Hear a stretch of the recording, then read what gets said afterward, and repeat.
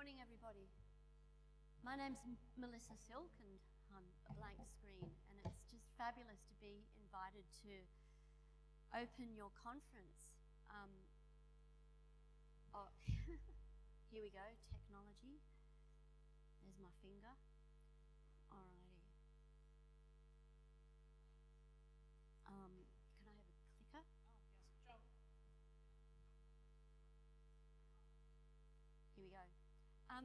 I've been invited to open this for you because of a presentation that I did, I think, at Theta, which some of you may have attended in 20.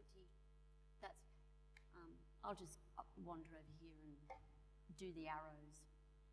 I'll go on this side. Actually, no, I won't. This is a bit weird. Let me just organise myself if that's okay.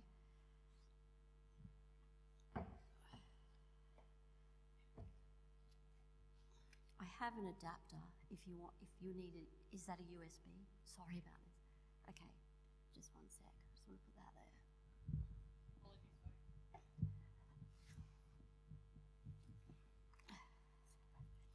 It's always good to come prepared with every device that you can, every adapter, every manageable troubleshooting issue. Anyway, here we are. So I've just heard a few words from a couple of different people about a few things. One of them is purpose, the other one is play, and the other one I'm going to add now is troubleshooting. Because I don't think I've been to any conference where there hasn't been an issue with technology, especially technology conferences. It just seems to be the way. So the reason I'm here is because my area of creative research and practice is in STEAM, which is in the embedding of arts in STEM.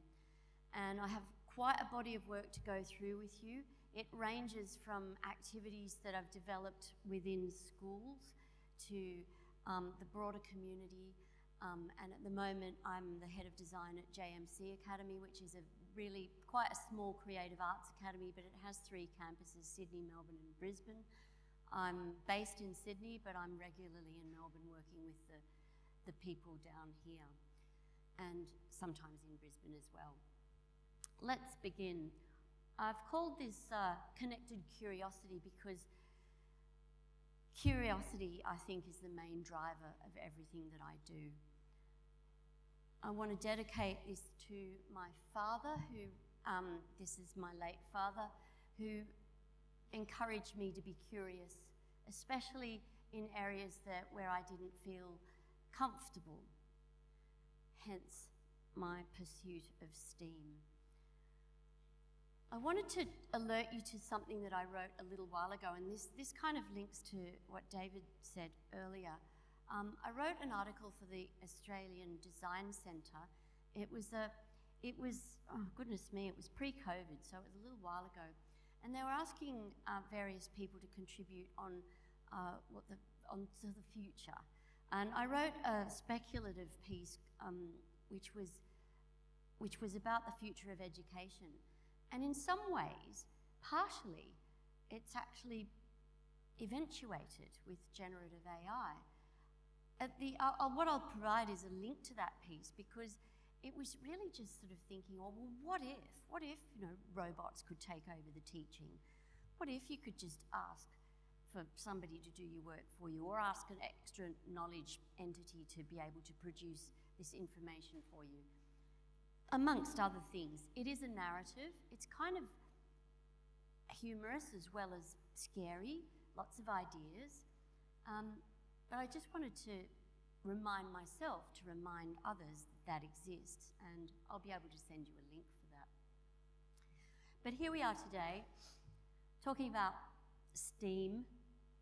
We have a beautiful quote here from an engineer from MIT, Anne Carey, because this really culminates, or it actually defines how we approach the embedding of all of these topic areas together.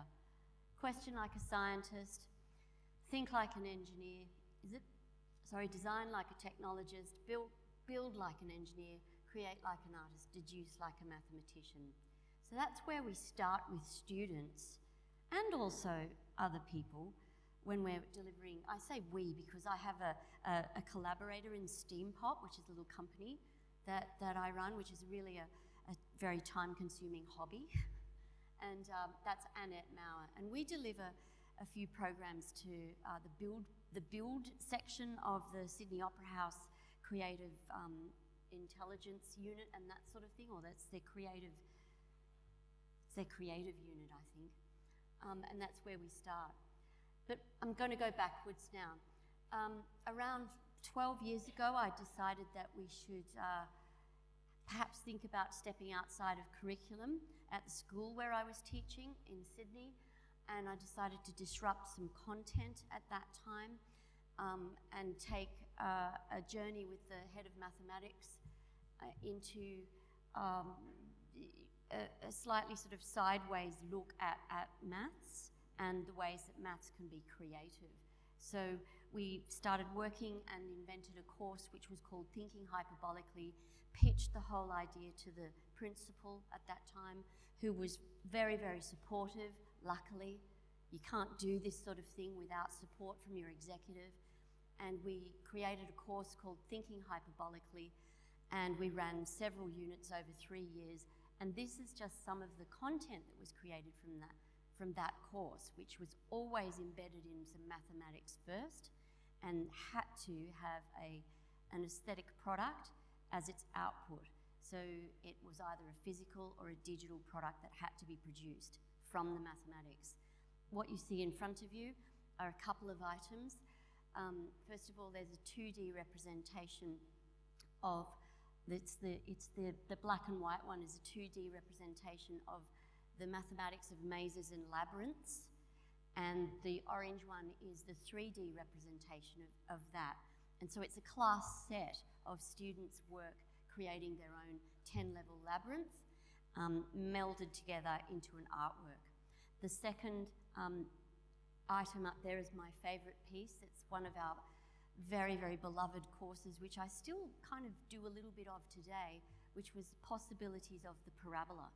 So we went from Cartesian plotting and graphing, from some really, fantastic mathematics and learning, into a fine arts output, which was intaglio and relief printing.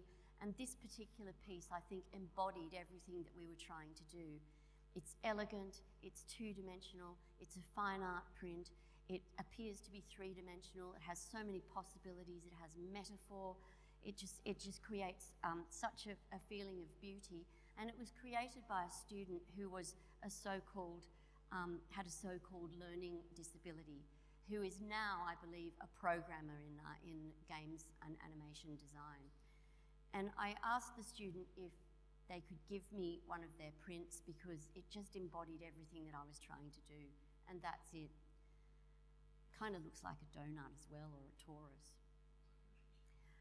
We went on to create other really interesting aesthetic output that was based on, first of all, a student's name, the idea of plotting and graphing on one hand, changing the numbers in the Cartesian plane to letters of the alphabet, so the axes became 26 letters rather than an infinite amount of numbers, and students plotting their own names, so they actually put some of themselves into this particular unit of work or this particular activity, because after all, they were all 15 and 16, and basically they were only interested in themselves. So how do we make that a mathematical journey which has an incredible output? And what they produced, I don't even know how they did it. We just provided the fodder and the directions, and then away they went.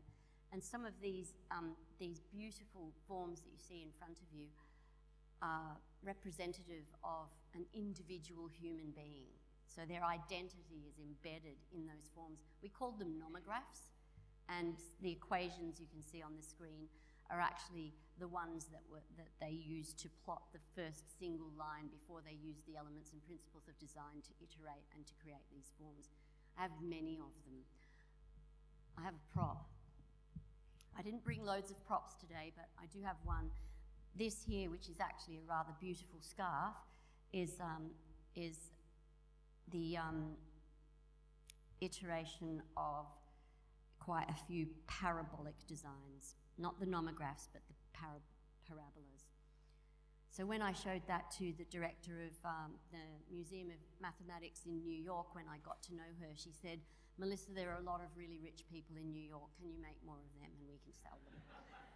I haven't done it yet, but there's always time. This is them printing.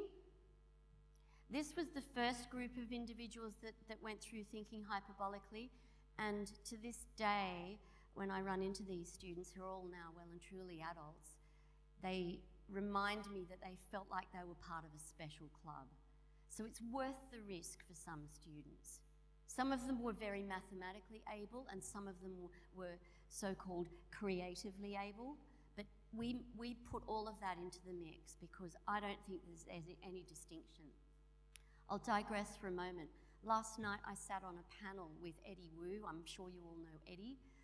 And we talked about, amongst other people, and we all talked about the melding of mathematics, music, creativity, and how we can actually engender that a little bit more in our classrooms, and also in the wider world. And it was such a good thing. I'll send the link to the video to Sarah or to the organisers when we have it. These are some of the other prints that I was talking about. And then I took the project a little bit further and I took it into a design and technology area because that's where I was the head of that particular department at the school where I was teaching. And we went even further. We started to dabble with 3D printing. We bought one of the first UP machines, from New Zealand that was the most reliable. I nearly said wasted, but I did spend a lot of my life, many hours of my life troubleshooting that piece of technology. So troubleshooting makes up 90% of some of these projects. And if you're not going to sort of invest in the fact that things could go wrong and you need to be able to fix them, then you need to kind of leave the creativity out of it. But we developed over a couple of years the possibilities of Parabola into a 3D project that had purpose. And the purpose was that it had to be a vessel. Whatever you made had to be linked to a curve or an arc or a mathematical equation, and it had to also be a vessel. So it had to hold something. We decided that we would only use materials that were lying around, so there was a sustainable aspect to it, and that the students could only design objects and items that required construction without glue. So there was a lot of problem solving. They were all around this big. We had a laser cutter, and some of these beautiful forms that you see are those products. We had an exhibition, first of all at the Powerhouse Museum. We were given 3 weeks. It stayed there for 6 months. And then we had another exhibition the following year at the Australian Design Centre, which is where I met my now colleague and very good friend Annette Mauer. And it was a wonderful event where the parents of some of the students in this making class said that their children had never really spoken much about school, but they would come home and talk about this class because they were really enjoying the problem solving, the making, just the whole kind of sophisticated but yet simple mathematics that goes into it. And it was just a joy. That was such a joyful experience. So we stepped it up a little bit further and we went into 3D printing. So I spent a very happy day developing some instructions using 3D modeling software that I'm not very good at. And then I went to the class and said, here are the instructions, away you go. And everyone was saying, oh, Miss, what do I do? And I went, no, read the instructions. So I just sat back. So there was real benefit in developing the instructions, testing them, making sure that they were sound, and then sitting back and going, no, okay, you've got to read. You've got to learn to read instructions. You've got to go step by step. You've got to, put your own flavour to it. And I don't know how they did some of these forms. And so because we only had white filament, what we eventually saw that we created was a representation of bleached coral.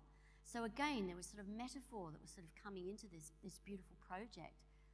It was very successful as well, and by putting them into a clear box, a glass box at the museum, they've suddenly became very precious. You put anything inside of a glass box and it's very, very special. The students really enjoyed it. Moving on. I've done a couple of external relationships as well, mainly through the Australian Design Centre. This is a collaboration with what's his name?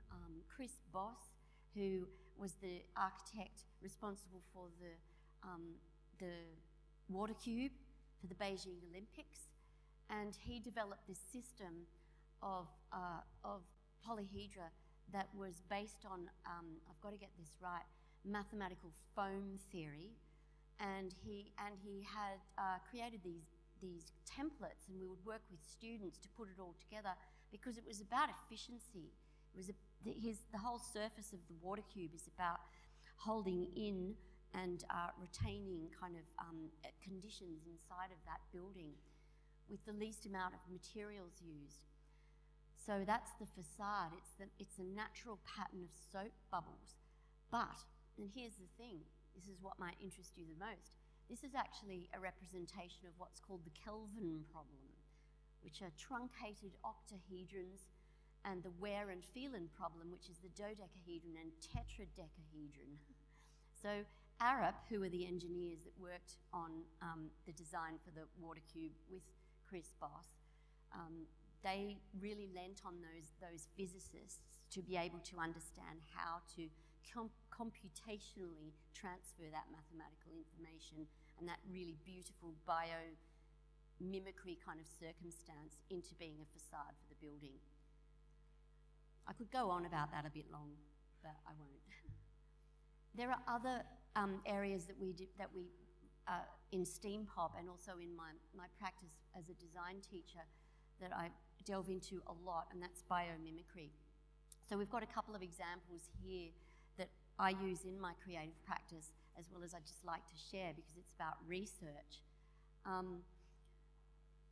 We've got the curved sculpture, the paper curves behind from Eric Demain. He's a very famous sort of origamist. There's Jun Itami in the corner. One of my favourites is in the top corner here. Anupama Kundu is an architect working in ferro cement that folds like paper, but it unfolds and it creates like immediate disaster or housing for people who have gone through some sort of environmental disaster. The solar array started as an exploration from a sunflower, of course, with the spirals of the Fibonacci sequence, tested out of paper, 3D printed, then tested again before, being actually manufactured by NASA, sent up into a rocket, football fields full of solar panels to power the International Space Station. It all starts from this germ of an idea, which is from biomimicry. But beyond that, the existential truth is that it starts from mathematics. There are a couple of other things there, but I'm going to keep moving. I've got lots to share with you. Of course, thinking hyperbolically, we had to have assessment. So here are some of the criteria that we used to assess students, because we did this, in a very formal way, even though it was a very, very playful set of activities and learnings. And then I decided to take a few more risks. I started working not so much as a head of department, but more of it as a collaborator across the school where I was, with a lot of different teachers, and started to work on doing some things together, is what I'm trying to say. Oops, hang on, I'll just go back. This one is, I'm wondering, there may be a bit of sound on this. This is an experimental program that we did with Year 8 at International Grammar School where I was. There is some sound to this, but it's okay if you don't play it. Or maybe it's those audio settings that we talked about before. But I'll just leave all of the sound off for a moment. But basically, the students, as you can see here, are using little bits. Do people have little bits in their kits and their libraries or their makerspaces? Yep, so I saw someone with it. Little bits of electronic circuitry kits that a startup that was developed, I think, out of MIT. Anyway, they were using the synth kit, so they were creating their music with these little bit synth kits, and then we started to represent or visualize the music using Chladni patterns, or using grains of I think it was sugar at this point, and the speaker, the vibrations of the speaker. So just really exploring the boundaries of, or pushing those boundaries of where you can go with music. The actual music that is part of this audio, which I might get Joel, is it, to come and see if we can get the audio happening, is created by the students themselves. Then their teachers went and presented it at the con. I'm going to keep moving while we do this. I have quite a bit of video to show you, but I may not show you all of the clips. This beautiful project, it just would be good to have the option of sound or not, and if I could just indicate.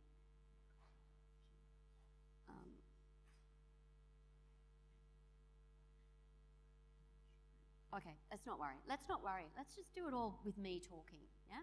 Happy with that? So I will talk over a few of them, and we'll try and get them going for the last one. This is Tanabata. This was a giant project between year 3 and 4, I think, and then year 11 mathematics students. It was a language, sort of English, narrative building, mathematical making. Oh, there we go. There's a little bit. We can just sort of lower it. Who am I looking at to operate volume? Who? Oh, okay. Yeah. All right. That's good. Just so I can speak over it. So you can see there's a lot of storytelling. Tanabata is a festival about it's a Japanese festival that is about a particular constellation of stars. And so we created a learning for students where they were doing some traditional origami, and then they were moving into more computational origami with the year 11 students who came in to teach them. And they made these things. So I'm having a preemptive kind of show here of what you're coming to. And so they made a lot of these things, which are actually is a representation of a hyperbolic paraboloid in mathematics, which is a really beautiful shape that I use not only just to create projects with, but as a metaphor in my teaching still, because it's created from a flat piece of paper, which is, you can nearly see it there as I'm twisting.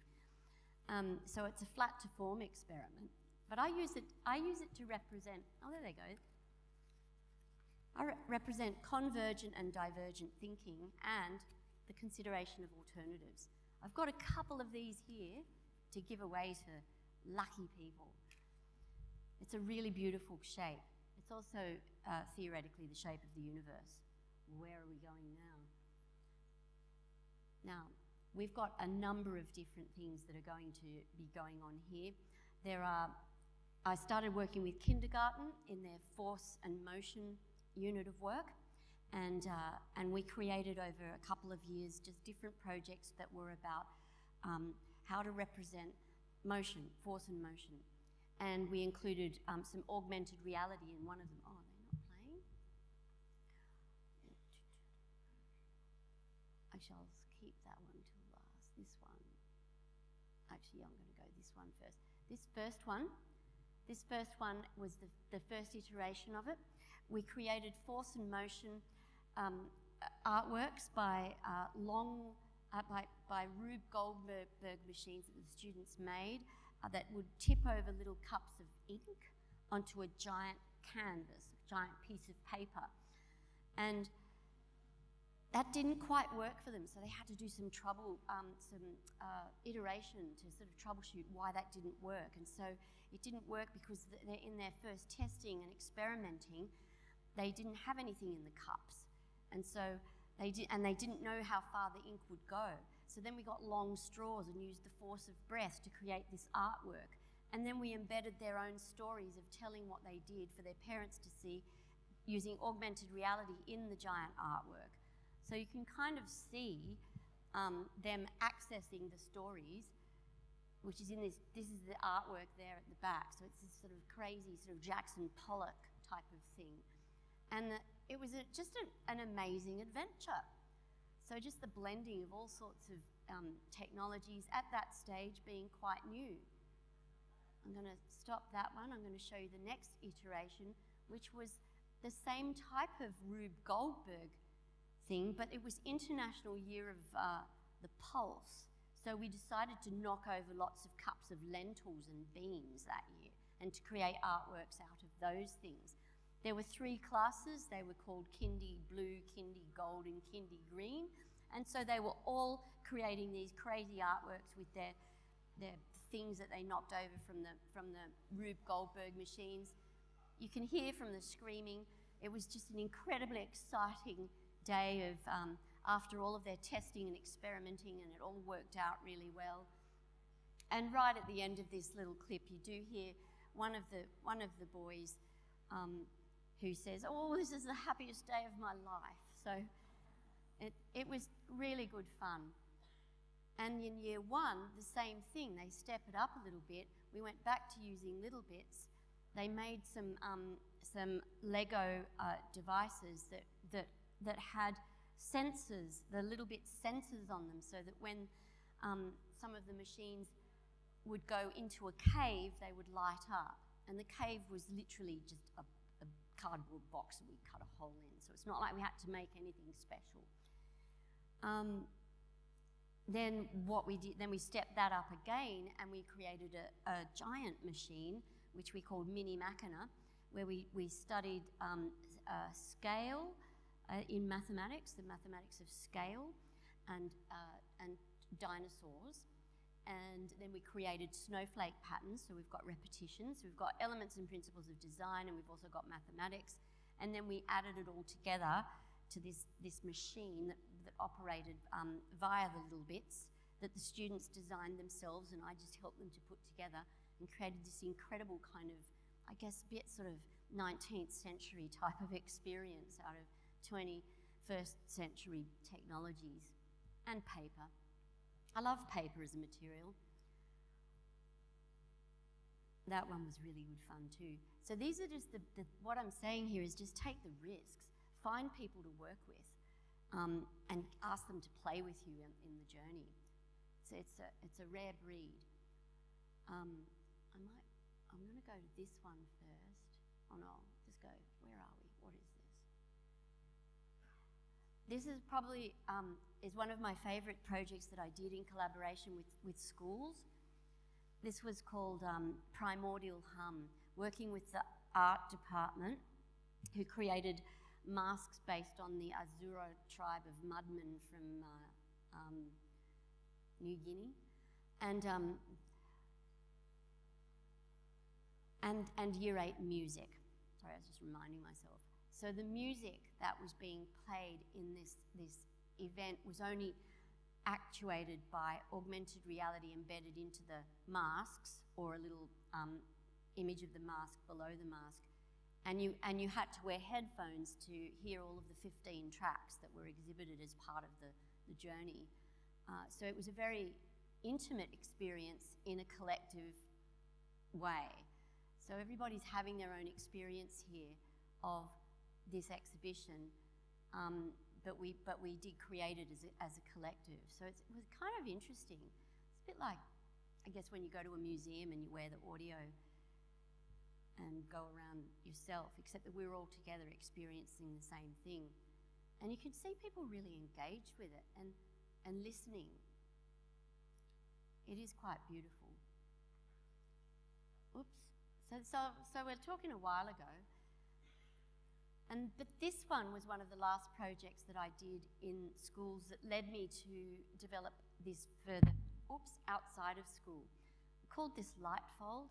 This is when I started really looking at those paper folding iterations as being a mathematical journey that anyone could engage with and be challenged by and succeed and create something that they could take with them that would remind them of the struggle and then the achievement at the end. In this particular one, the students were working with paper, with a particular fold called a glide reflection, and with light. And the beautiful thing about this project is that we invited a bunch of, I think, year one students in to see our work, and they were, I think you just probably saw it, they were explained, the project was explained to them by the other students. So this beautiful kind of, leveling of experience with students. Okay, let me move on. I could talk about these things endlessly. Whoops, I'm going on. So that's when I developed a product called LumiFold, which is, if you go to the SteamPop website, which is steampop.zone, that is our signature project, which we've done all over the place, and it still continues now, and it starts with a piece of paper. This will give you a bit of an idea about where we went with that, or where I went with that.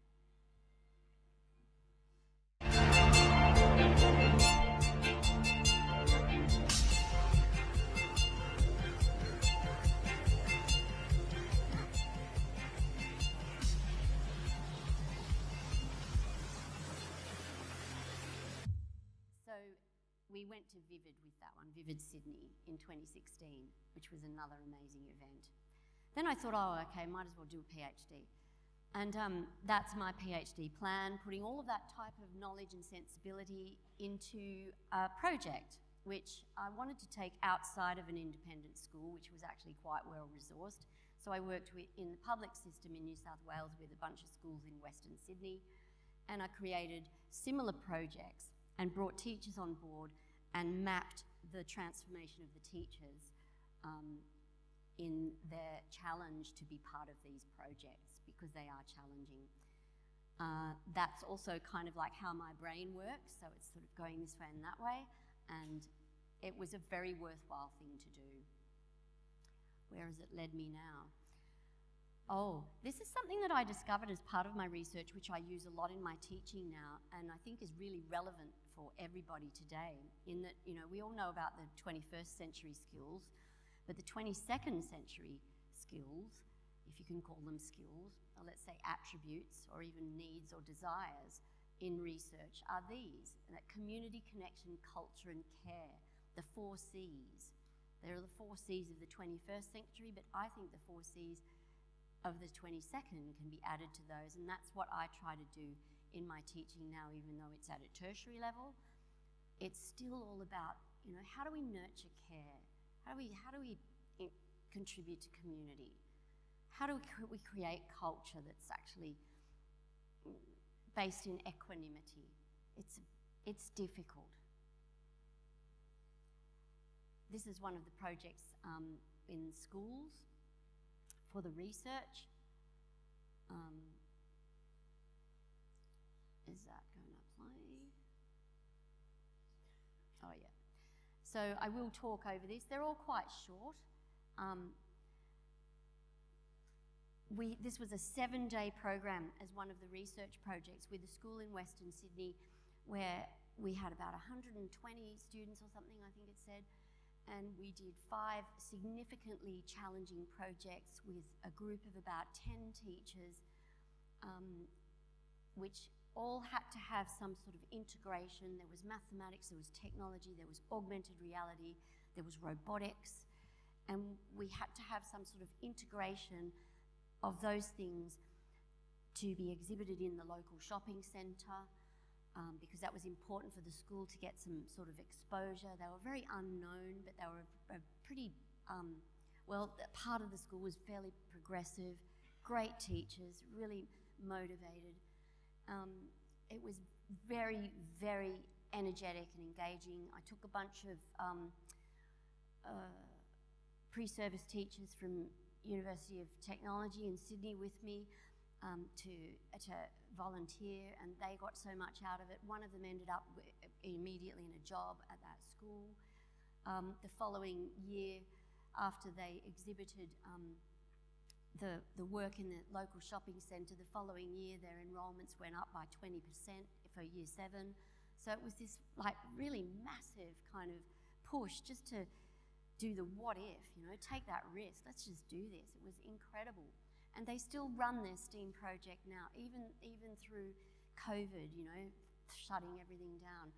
They don't run it this big anymore because we know education and teaching and resourcing is in real jeopardy, particularly in public schools. But they do run aspects to this day, and I'm still involved with this school. And there's one teacher there called Angela Weish, who is probably the most amazing teacher I've ever met. And the following year, when I took some more students out to work with that school again, the students said that they learnt more in those 4 days than they did their entire university degree. And I said, watch this woman. She is an educator, not so much an educator, she is a teacher, naturally. And it was just wonderful. So it's all a bit shabby, it's all a little bit, you know, ratty, but it's all about story. There's like 97% migrant population or numbers in the school from all sorts of different groups. And here they are presenting their work in the local shopping centre. The immense pride that these students benefited from after this event and continue. And some of them still turn up at the program that I do at the Opera House now and say, oh, remember when we did that thing? It's an amazing thing. If you take the risk, it will be memorable. And you can see, we called it Steam City. The robots wove around the Lumifold devices that we made on their yellow line. It was wonderful. They all explained the work as well. It was just really a fabulous thing. There's probably some of the future students at the school. I will move on. That led me to design another project as well, which is called Binary Bugs, which is actually, because I'm interested in sustainability, so the templates that I have made that make the beautiful lamps can also be cut up and used for other things. So I developed a system of binary and probability and biomimicry and called it Binary Bugs because it looks like a little bug when you make it, it's a little bug shape, and rolled that out into a couple of different schools and to a conference. All of those, I've been to a couple of conferences, but all of those people that you see up there were at the Bridges Math Art Conference in Finland. I think it was 2016 or 17. And they're all mathematicians, and they're all very, very like pure thinkers, and they're very interested in solving problems that, you know, don't even exist. And some of them were very, very bad at folding paper. So it was really interesting. It was a great achievement for them to all be together doing that work.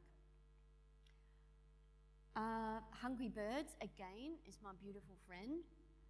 Hungry Birds is a beautiful workshop where we join the hyperbolic paraboloids together and attach them to a mechatronic device and open them up and with a squawking mechanism. So there's a sensor that is, it's an ultrasonic sensor. That means that when you have 20 mini nests, so you've got 80 squawking beaks, you have to be very, very, very still to make the birds stop squawking. So for 100 Year 7 students, that's very difficult. But we manage. You'll notice that there are also a lot of adults as we move forward, because I've sort of moved a little bit beyond, there they are opening up and squawking. I actually ran that workshop yesterday at ICME 15, which is on at the moment in Sydney, with a bunch of people, all mathematics educators, and we had a lot of fun. So I moved on to working more closely with Annette and with and our creative collaborator, who is Lisa Giles, a paper artist, and we started working with circles and with the Mayura fold, which is a Turkish map fold, and with other things as well. This is that a laser? Ooh, no, it should be.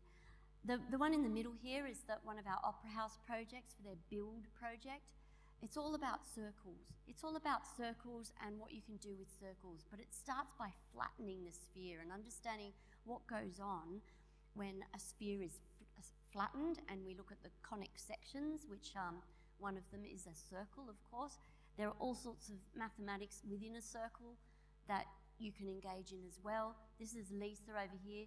We've taken a couple of different projects which create long sort of vertebraic looking type of body adornment, necklaces, things like that.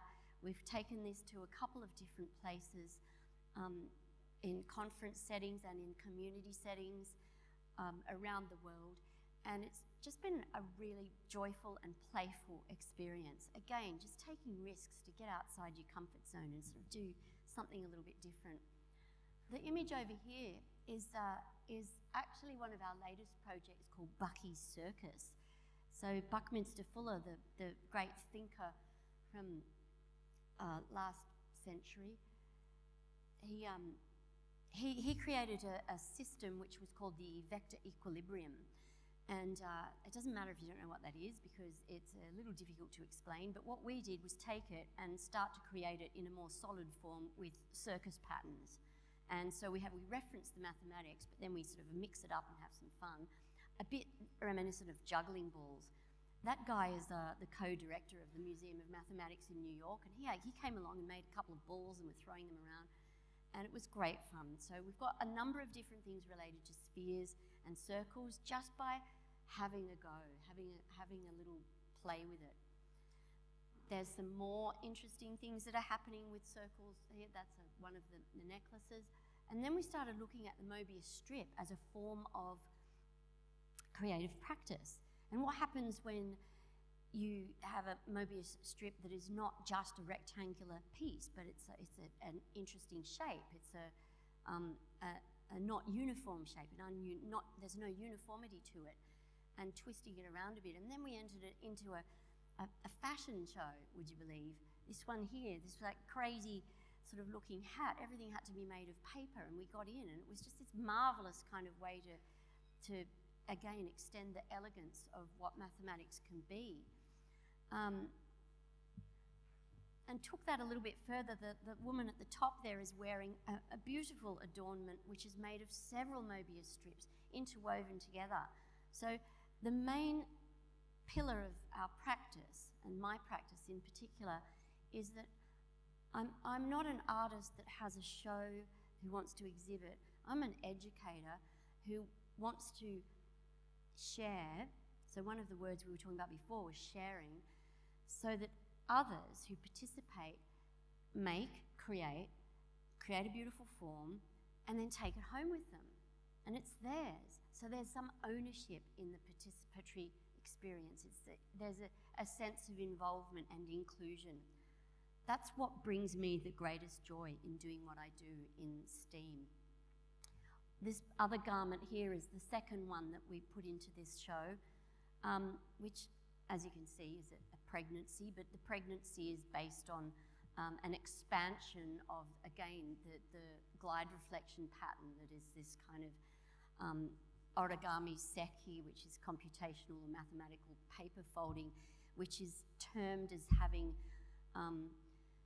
1 degree of freedom, 2 states and 1 degree of freedom, and that is the 2 states is it closed or open, and the 1 degree of freedom is that it's open. So there's all this beauty in the way that you can describe these kind of activities, and it's enormously rewarding to share that with people.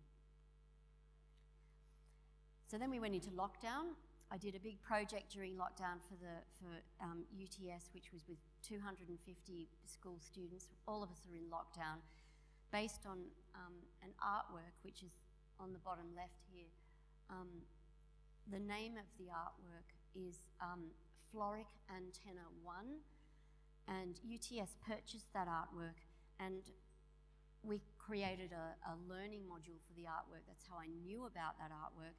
But what we did with this artwork was base 4 or 5 different activities online that what are called the ambassadors would help students with.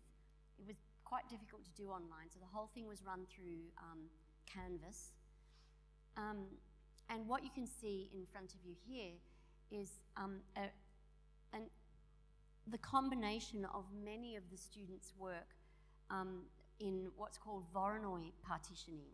So again, we're thinking about biomimicry. The artwork itself by Joyce Hinterding is based on lichen that she saw on the rocks in the Blue Mountains in just west of Sydney. And there's what that pattern is in the artwork is a single line of graphite that is conductible. So it sits behind glass. You can put some headphones on and you can put your hand on this artwork and you can feel and we can hear through the antenna, it's an antenna, the electromagnetism that's being picked up through your own body and through things around you. But it was based on, first of all, Voronoi partitioning, which is found in the hides of beasts, in the iterative form of the lichen, etc. There was just so much different kind of learning that we could embed through this one artwork. But one of the most interesting things was that we separated that down into being, these are the schools that were involved, so we could create our own aesthetic output and these big posters from it. And I think that the next thing that we did was locate those schools again geographically, and this is a short data visualization of where everyone was located during that time. Even though we were bound by lockdown, everyone was located here but contributing to the same thing. So our data viz, which was from their data that they gave us, the students created this by a mathematical activity that they had to do. And this is the representation of what that was for us. So I'm always interested in mapping our relationship to where we are together in our learning and how we can visualize that. So that's what we put together there. So there was the Voronoi partitioning, and then there was the suburb location, and then there was this mapping. And it's actually, I mean, it's not new. There's so much data viz on the internet and all sorts of people doing it. It's you know, like remains a fairly big thing in design. But it was just really beautiful for students to be able to contribute to that, because that is sitting outside of curriculum at school. And the U at Uni program is for students who are a little bit disaffected at school and as a pathway into university. If they complete this program, then they have a pathway into university with UTS. More recently, and this is a little bit picking up on what David said before, we've been using generative AI as a development tool at JMC Academy in some of the classes that I teach. Everybody is tackling with what do we do with Gen AI, what do we do? At this stage, what we have done is create some cushions. And the cushions are up there, but these cushions, they're not just cushions. Those cushions actually have a real story to tell. First of all, we do an analysis of Professor Crabtree's what it is to be creative. We have 9 dimensions that come out of that, and I can't go into it now, it's too long. The students then analyse those dimensions. They take some words out of those dimensions. They start to develop prompts from those dimensions. So it starts off as a theoretical analysis, goes into some AI prompting using several different models, and we see what happens. Then we take what gets produced from the generative AI, the image generation, and then we print it, and then we go back to analog and we rip it all up or cut it up or do whatever and create an analog collage for it. Then we redigitize it, and then we put those words that the pertinent words that they had analysed through Crabtree's what it is to be creative back into a digital pattern. And then we textile print them and they end up with a bandana. Each student gets a bandana. Then we auction some off for charity. And then we have some scatter cushions around our campus. And when the campus goes out to festivals, it often goes out to music festivals, the cushions go out and it's kind of got this branded JMC design on them. Several people have said, where can we get them? So I'm just currently thinking about, well, how do we make this something that we can share wider? It's an ongoing project. We've got students doing this project at the moment. We've done it 3 times. We've done it across 2 states. And some of the things that the students produce are pretty outrageous and really quite beautiful. And the 2 items over here are what we have developed as I guess, a response to the fact that we're getting a lot of, I mean, as everyone will be, getting a lot of submissions of work that is generated by some model or another of artificial intelligence. So we are not putting a clamp on it. We have, because we're a creative academy, we have image generation. We also have essays and reports and written submissions as well. So I've worked with the academic services team to just develop a guideline on how to reference the use of generative AI, even if you're using it to translate because you're an international student. So thank you. Referencing the source, the seed, the prompt, using the prompt, putting appendices in, like being upfront about the use of it, and then showing how it's woven into your developmental work can be a way that we then use this monster for good and not just for plagiarism. I was at a conference a couple of weeks ago and somebody got up and said, oh, I'm so glad that I'm doing my PhD in the age of ChatGPT. And I just thought, oh, well, that's really sad for the rest of us, you know, who actually had to write it. And I thought, what a dumb thing to say to a conference of your peers. Anyway, just share that with you. Wasn't going to, did. This is a really recent, this is actually what I presented at that conference, which was ISIA, which is the International Symposium of Electronic Arts. The Dean of JNC Academy and I have been collaborating on a bunch of stuff. And this was one where we analysed the data from our production meetings and created a soundtrack to play when you walked past these analogue, weird, strange orbs that are representative of cytochrome Cs, which are proteins found in every living thing. We imagined they would sound like this and that you would be able to hear them, which of course you can't. So it was just a ridiculous kind of like, oh, what if we do this and we hang them in a tree in an art show, and it got in, and Costa opened the art show, but because these were actually operating on a sensor-activated device, if you walk through the space, they would go off and make a lot of noise. And so they were preventing everybody walking through while Costa was opening the show because it was so disruptive. It was actually quite funny. Anyway, that's about as wild as you can go. And then I just wanted to share with you another recent thing is that our LumiFold project became a giant Lumi in the Sydney Mardi Gras with beautiful symphony wearing it as the leader to their to the Western Sydney University's Equity and Diversity Unit. And the Vice-Chancellor got in on the scene there as well and was very happy to wear a couple of, beautiful glowing cuffs that were golden. So we've been having a lot of kind of sideways fun with our projects, which has been all about community, all about sharing, like I mentioned, and it's just been wonderful. So more recently as well, we decided we'd get into what do we do with all of our scrap paper. So we decided to coat it with photoluminescence and still make stuff from it. So got some interesting powder, photoluminescent powder, which is non-toxic from some mine in Western Australia, and mixed it with some sort of non-toxic paint as well. And then put on the third of that, the vivid events that we've put on, which was this one, which I'm going to play for you now as the last thing to share, because I think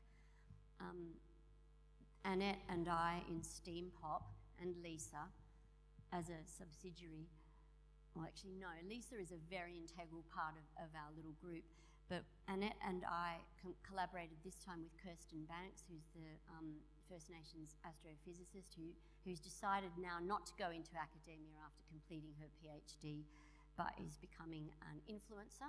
So if you don't know her, Astro Kirsten, it's a fantastic, she's got a fantastic presence online, on the socials.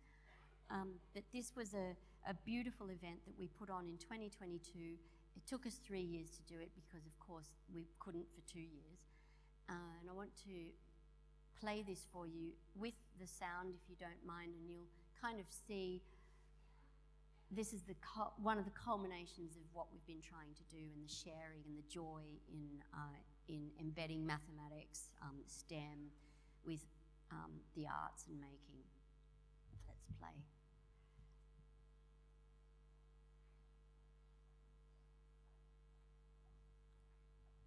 There should be some sound.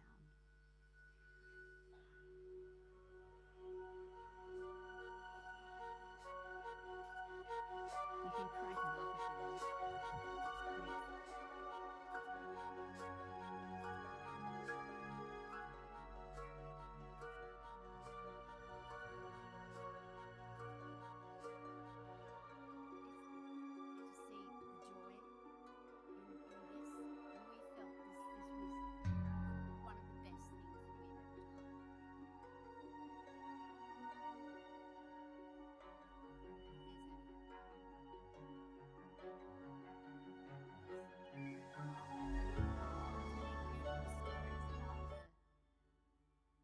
Southern Cross, or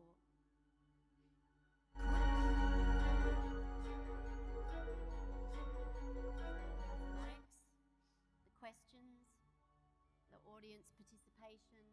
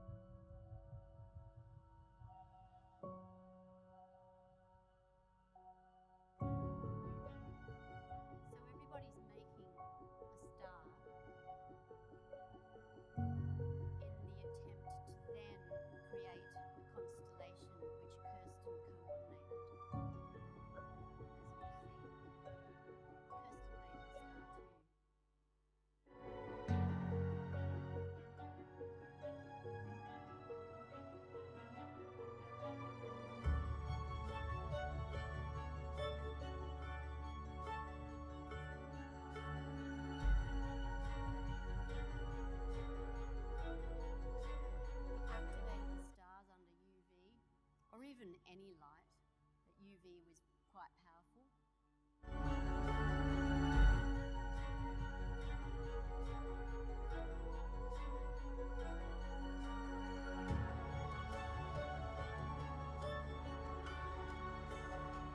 Kirsten put us into position.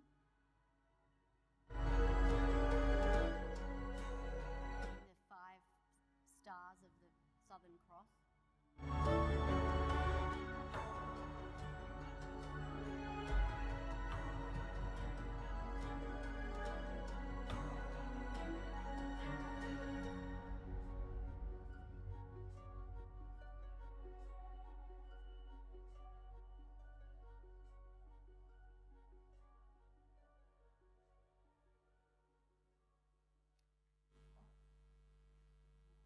And that's that. That's me.